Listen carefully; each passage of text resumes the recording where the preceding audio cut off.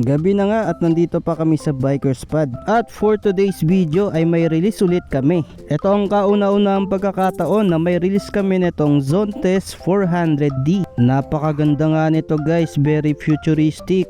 Isa pang maganda dito ay 400cc na rin ito. At halos kasing laki lang ng Yamaha Aerox. Ayan si Sir yung bibili ng unit. Dinemo na nga sa kanya ni Kuya Jean itong Zontes 400D. Tapos ito yung pinakasusi niya. So ito sensor lang siya. At may kasamang bracelet para ilagay lang ito sa wrist.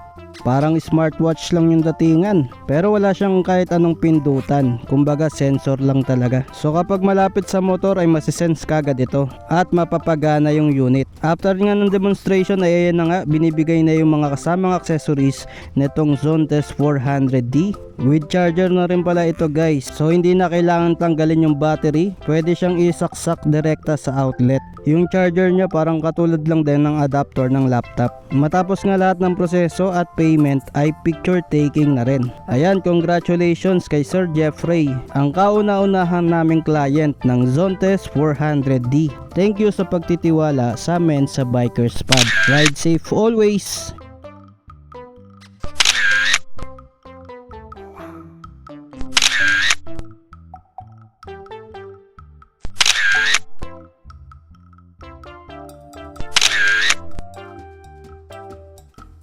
Ayan, pagkatapos nga ng mga picture taking ay mauuwi na ni Sir yung kanyang unit na Zontes 400D. Napakaganda talaga nitong Zontes.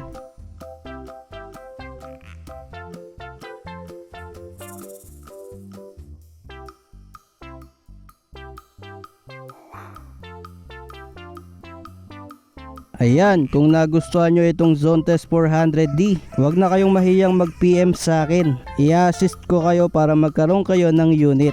Yun lang guys, maraming salamat sa pagsama nyo sa akin at kita-kits ulit tayo sa mga susunod ko pa na videos.